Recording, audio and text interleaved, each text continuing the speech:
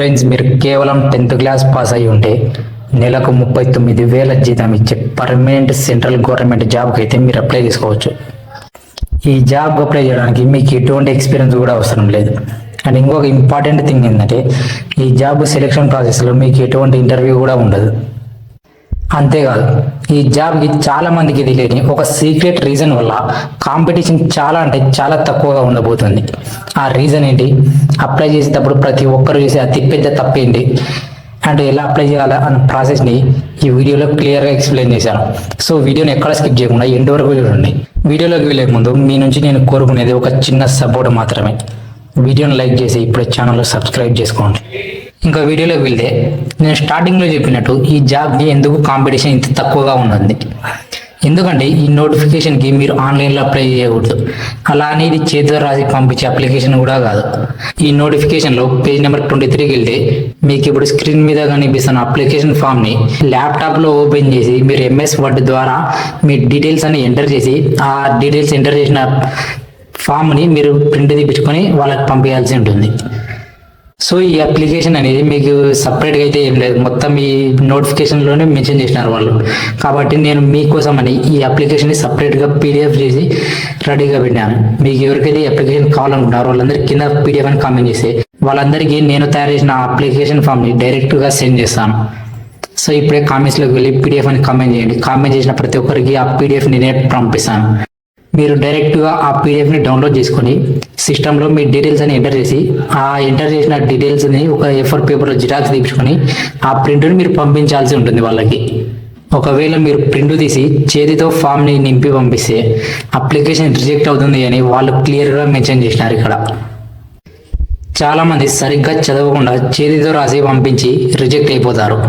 అందుకే కరెక్ట్ వేలో అప్లై చేసే వాళ్ళకు కాంపిటీషన్ చాలా తక్కువగా ఉంటుందని చెప్పాను. ఈ నోటిఫికేషన్ మనకు సెంట్రల్ గవర్నమెంట్ సంస్థ అయిన CSIR నేషనల్ ఏరోస్పేస్ ల్యాబొరేటరీస్ నుండి విడుదలైంది. ఇక్కడ మనం జాబ్ టైప్ చూసుకుంటే ఇది వచ్చేసి permanent central government job. And ఇక్కడ మీరు చేయాల్సిన పోస్ట్ పేరు వచ్చేసి మల్టీ టాస్కింగ్ స్టాఫ్ అంటే MTS.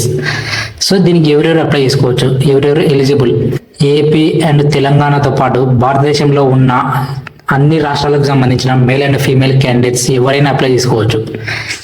ఇప్పుడు ఏజ్ లిమిట్ చూసుకుంటే కనుక జనరల్ క్యాండిడేట్స్కి వచ్చేసి 25 years లోపు ఉండాలి. అలాగే OBC వాళ్ళకు వచ్చేసి 28 years లోపు ఉండాలి. అంటే వీళ్ళకి వచ్చేసి 3 years ఏజ్ రిలాక్సేషన్ ఉంటుంది. అండ్ అలాగే SC అండ్ ST కేటగిరీ వాళ్ళకు వచ్చేసి 30 years లోపు ఉండాలి. వీళ్ళకి వచ్చేసి 5 years ఏజ్ రిలాక్సేషన్ ఉంటుంది.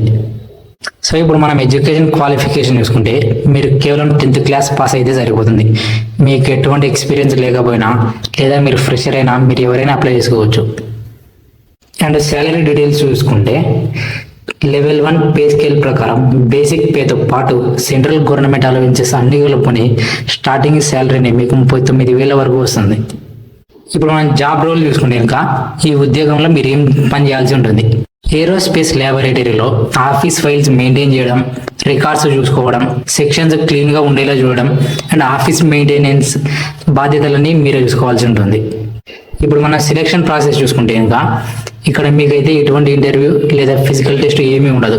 కేవలం ఒకే ఒక ఎగ్జామ్ను బేస్ చేసుకొని మిమ్మల్ని అయితే సెలెక్ట్ చేస్తారు. సో ఈ ఎగ్జామ్ వచ్చేసి మొత్తం 150 క్వశ్చన్స్ ఉంటుంది. ఈ ఎగ్జామ్ రాయడానికి మీకు 2 hours టైం ఉంటుంది. అంటే 2 hours మీరు 150 క్వశ్చన్స్ రాయాలి. ఇక్కడ మనం సిలబస్ చూసుకుంటే కనుక సిలబస్ కూడా మీకు 10th స్టాండర్డ్ని బేస్ చేసుకుని ఉంటుంది. మనకు 10th క్లాస్ని బేస్ చేసుకొని reasoning, aptitude, general awareness and English నుండి క్వశ్చన్స్ వస్తాయి. అండ్ ఎగ్జామ్ కూడా ఇంగ్లీష్ అండ్ హిందీ ఈ 2 లాంగ్వేజ్లో ఉంటుంది. మీ కన్వీనియన్స్ని బేస్ చేసుకొని మీరు ఏ లాంగ్వేజ్ సెలెక్ట్ చేసుకోవచ్చు. ఒకవేళ మీరు ఎగ్జామ్ రాసి ఎగ్జామ్లో క్వాలిఫై మెరిట్ సాధించగా మీకు మళ్ళీ డైరెక్ట్గా డాక్యుమెంట్ వెరిఫికేషన్ చేసి ఇంకా మీకు జాబ్ ఇచ్చేస్తారు. ఇప్పుడు అప్లికేషన్ ప్రాసెస్ చూద్దాం. సో ఇప్పుడు అప్లికేషన్ ప్రాసెస్ జాగ్రత్తగా వినండి. ఇక్కడ ఫస్ట్ వచ్చేసి అడ్వర్టైజ్మెంట్ నెంబర్ అనేది ఇక్కడ ఏం టైప్ చేయాలంటే మీరు 11/2026 అని టైప్ చేయాలి.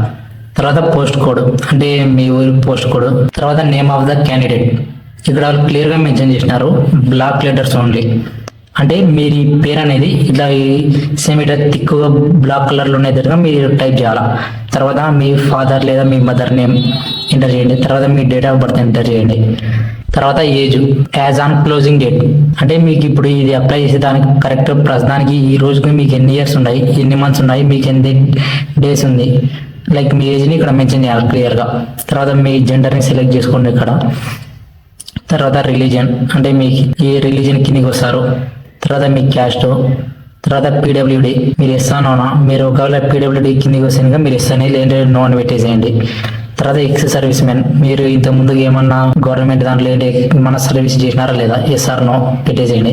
తర్వాత కరెస్పాండెన్స్ అడ్రస్ దగ్గరనేమో మీరు ఇప్పుడు ఉండే అడ్రస్, తర్వాత పిన్ అదే మీ ఊరి పిన్ కోడ్, మీ మొబైల్ నెంబరు, తర్వాత మీ ఈమెయిల్ ఎంటర్ చేయండి ఇక్కడ పర్మనెంట్ అడ్రస్ దగ్గర మీ ఆధార్లో ఉండే అడ్రస్ ఎంటర్ చేయాలా. తర్వాత ఎడ్యుకేషన్ క్వాలిఫికేషన్, మీ ఎడ్యుకేషన్ని ఇక్కడ ఎంటర్ చేయాలన్నా, like me technical qualifications are skill training, మీకు ఏమన్నా టెక్నికల్ క్వాలిఫికేషన్స్ ఉంటే అవి ఇక్కడ ఎంటర్ చేయండి. తర్వాత ఇప్పుడు ఎక్స్పీరియన్స్, మీకు ఒకవేళ ఎక్స్పీరియన్స్ ఉంటే ఎంటర్ చేయండి, లేదంటే బ్లాంక్ చేసేయచ్చు. ఐడెంటిఫికేషన్ మార్క్స్, అంటే మీకు ఉండే ఐడెంటిఫికేషన్ మార్క్స్ లైక్ పుట్టుమచ్చలు ఉంటాయి కదా, అవి ఎక్కడెక్కడ ఉన్నాయని ఎంటర్ చేయాలి ఇక్కడ. నెక్స్ట్ అప్లికేషన్ ఫీ, ఇక్కడ అప్లికేషన్ ఫీజు చూసుకుంటేనేమో SC, ST, PWD and women candidates and ex service మెన్స్కి ₹1 కూడా ఫీజు ఏమి ఉండదు, కాబట్టి మీరు అది బ్లాంక్గా ఇచ్చేయచ్చు. And coming to the another category, like మిగతా కేటగిరీ వాళ్ళందరూ మీరు బ్యాంకుకి వెళ్ళి director CSIRNAL payable at Bengaluru పేరు మీద డీడీ డిమాండ్ డ్రాఫ్ట్ తీసి ఆ డీడీని అప్లికేషన్ ఫామ్కి మీరు యాడ్ చేయాల్సి ఉంటుంది. అండ్ తర్వాత మీ ప్లేసు, డేటు, మీ సిగ్నేచర్ అనేది అక్కడ సిగ్నేచర్ దగ్గర మీరు అప్లికేషన్ ఫామ్ ప్రింట్ తీసుకున్నాక, అంటే ఈ డీటెయిల్స్ అని ఎంటర్ చేసిన తర్వాత ప్రింట్ తీసుకొని దానిపైన మీరు సైన్ పెట్టాల్సి ఉంటుంది. అది అప్లికేషన్ ప్రాసెస్ వచ్చేసి.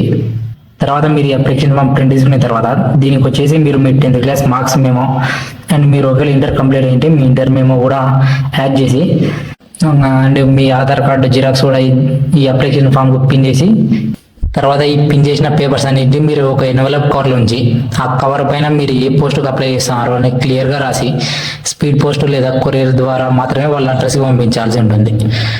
దీనికి అప్లై చేయడానికి లాస్ట్ డేట్ వచ్చేసి సెప్టెంబర్ 21 లోపు మీ అప్లికేషన్ వాళ్ళకు చేరేలా చేయాలా, అంటే సెప్టెంబర్ 21 కల్లా వాళ్ళ దగ్గర మీ అప్లికేషన్ పోయి ఉండాలి.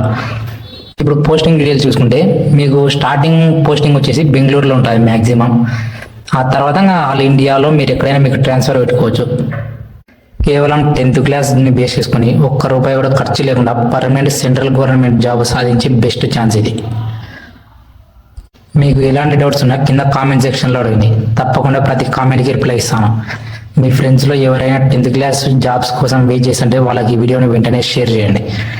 అండ్ అప్లికేషన్ ఫామ్ కూడా కావాలనుకుంటే వెంటనే కామెంట్స్లో PDF అని కామెంట్ చేయండి, వాళ్ళందరికీ పర్సనల్గా నేను సెండ్ చేస్తాను. మరో మంచి జాబ్ నోటిఫికేషన్తో మళ్ళీ కలుద్దాం. Thank you for watching.